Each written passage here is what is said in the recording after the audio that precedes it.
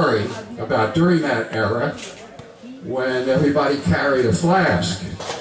And this particular fellow was walking down the street, went across the road, got hit by a car. Felt something running down his legs and said, "My God, I hope that's blood." But anyway,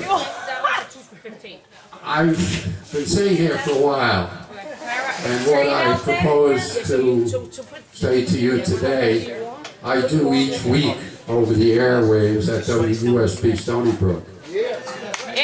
And I know that there are some listeners among you, and if there are others who are not listeners, they're at the other they're behind the curtain, which reminds me of a good beginning to the story, but I got too many directions to go in. But in any event, if there are any others among you who aren't listeners, I invite you to tune in on Thursdays between 11 and 1. The show is called Lunch on Thursday. It can be mistaken for a cooking show, but it isn't. It's a time when I do put some things on the table for you to mentally digest. And it's during these times when the need to try to digest, to try to see clearly, to try to face reality have never been more significant and more important. We're good, no worries. And I say this over the air frequently, that the most revolutionary thing that any one of us can do is to name the reality.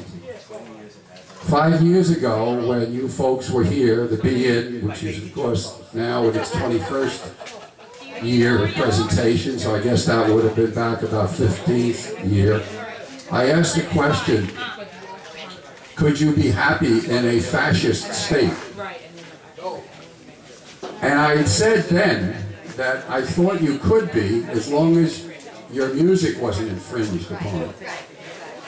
And that may be true, but you know, when you play your music and when you sing and when you devote yourself so fully to your art, you know, you're doing more than just singing. You're part of that group of people who is still impressed with mysticism, animism, spirituality, communal living, and all the rest which flies in the face of what we have become today, or what they would like us to become today.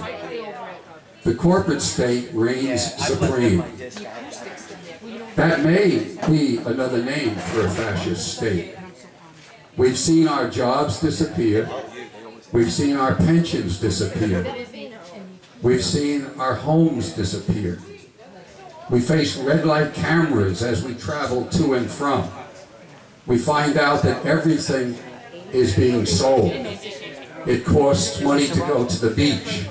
It costs money to enter the park. And they will charge us for everything as time goes on. The point is, everything is becoming commodified. Everything has a price. The antithesis of those who display here today, they don't vend, they don't sell, they display. And they display things that connect us to our environment, to each other. And they therefore fly in the face of those who would make us all into a commodity, asking simply this: what's your price to sell out? Don't sell out. Days of revolt, days of destruction. Chris Hedges' new book, read it. It starts with the indigenous peoples that we eliminated from our society and who now struggle to survive on Pine Ridge Reservation, who've been lied to through the centuries. And realize this, that at this time, we are being lied to. We're being sent to all sorts of places to fight against people that we really have no bone to pick with. It's a lie because it's an integral part of what the system is designed to do. Continuous expansion, continuous commodification, and it's what we must resist. So, continue to enjoy the music, continue to think, continue to dwell, and remember that the little ones among us today the little ones have the right to grow up in a society, in a community of people that cares for one another.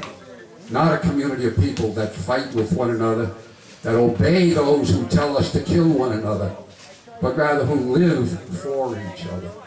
So let's continue in the festive spirit today and listen to more good music, and let's remember that it connects us. It's one of those things that connects us deeply. Thank you so much.